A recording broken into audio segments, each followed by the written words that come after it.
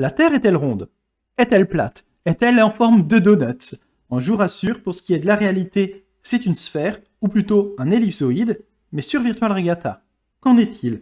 Que se passe-t-il si on décide d'avancer vers le pôle Nord? Eh bien, vous allez le découvrir dans cette vidéo. Mais avant cela, abonnez-vous à la chaîne Projection Virtuelle, c'est très simple et cela vous prendra quelques secondes. Merci d'avance. Revenons à la forme de la Terre. Vous le voyez, la carte de Virtual Regatta, elle est à plat, mais peut-on en déduire que Virtual Regatta est platiste?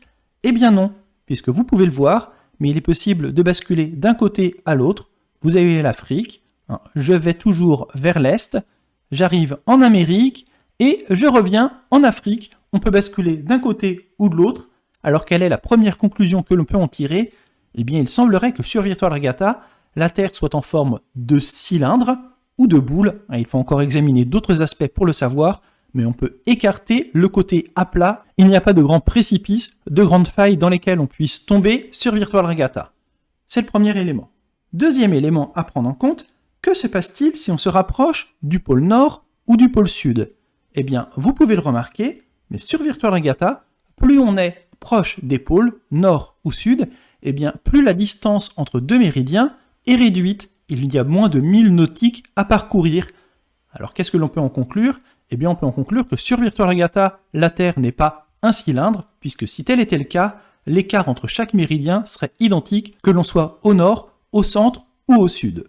On élimine donc le cylindre, il nous reste donc la sphère, et vous allez me dire, super projection virtuelle, super sujet, donc tu nous fais une vidéo pour nous apprendre que sur Virtual Regatta, la Terre est sphérique, quel scoop, représentation de Mercator comme tu l'as déjà dit, merci, fin de vidéo, au revoir. Non, c'est pas aussi simple que cela, c'est un peu plus compliqué, et vous allez le comprendre tout de suite. En effet, sur une sphère, sur une balle, sur un globe, on peut passer d'un côté ou de l'autre de la Terre en passant par le pôle Nord. C'est ce que l'on peut voir sur Google Earth, où vous le voyez ici, pas de doute, la Terre, elle est bien ronde sur Google, et on peut passer par exemple de l'Atlantique Nord au Pacifique, en remontant par le pôle Nord. Bon, après, il faut faire attention de passer entre les zones de glace, mais on peut passer, il y a un chemin, et on peut basculer d'un côté ou l'autre de la Terre, ce qu'il est possible de faire sur Virtual Regatta en allant toujours à l'est ou toujours à l'ouest et de faire ainsi le tour de la Terre. Eh bien, on peut le faire dans un axe nord-sud, on passe d'un point à l'autre et on arrive, alors attention à ne pas avoir la tête en bas, mais on peut faire complètement le tour du globe de cette façon, c'est normalement possible sur une sphère. Donc c'était possible sur Google Earth, mais c'est possible sur Virtual Regatta. Avez-vous la possibilité de traverser le pôle sud? Là, dans ces cas-là, alerte spoiler, la réponse est non, vous avez un continent, l'Antarctique, mais peut-on par exemple traverser le pôle nord, remonter pour ressortir de l'autre côté? Eh bien pour le savoir, rien ne vaut l'expérimentation, et l'un d'entre vous, Matpo, l'a réalisé, il a profité de la Transat en double 2021 pour aller faire un tour dans les mers du Nord. Alors qu'est-ce que cela donne? On va le découvrir avec lui. Matpo, bonjour. Bonjour. Donc tu as navigué vers le pôle Nord, j'espère que tu n'as pas eu trop froid. Non, plus sérieusement, que s'est-il passé? Est-ce que tu as réussi à ressortir de l'autre côté du pôle Nord? Alors, pour ressortir, oui, mais ça s'est pas fait sans encombre. Pourquoi? Que s'est-il passé? Quel a été le premier souci que tu as rencontré? Alors en fait, parvenu au 85 degrés nord, je suis rentré dans une zone non cartographiée, donc en fait, mon bateau a juste disparu. Tu as perdu ton bateau, mais que s'est-il passé? Il est tombé dans un précipice ou tu as quand même pu continuer toujours plein nord en le perdant de visu, mais en continuant d'avancer? Alors j'ai continué d'avancer, je suis pas tombé dans un précipice, mais j'ai avancé jusqu'à un certain point.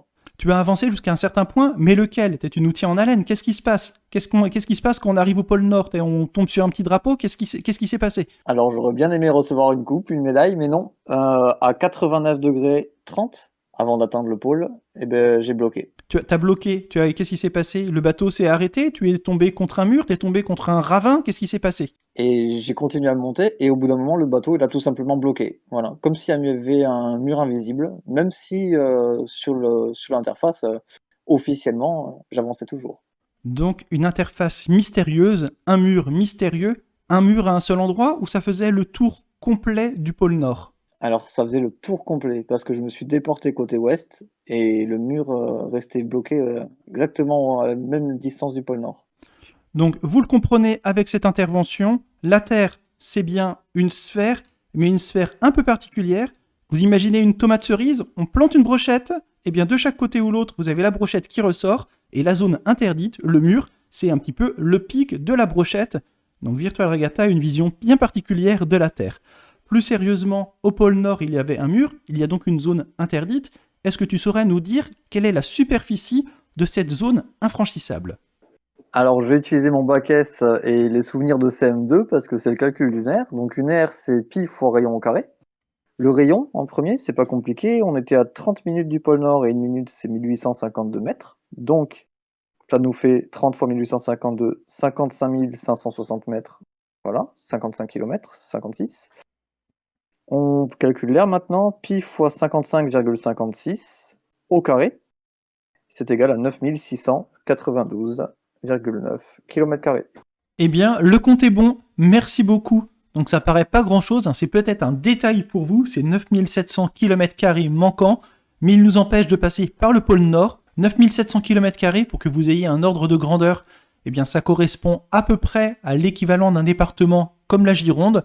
C'est un pays qui ferait à peu près la taille entre l'île de Chypre et le Liban, donc c'est pas énorme, mais ça empêche de passer par le pôle Nord. On est vraiment sur la brochette au-dessus de la tomate cerise. En tout cas, merci à toi Matpo et j'espère que réaliser cette expérience t'aura intéressé.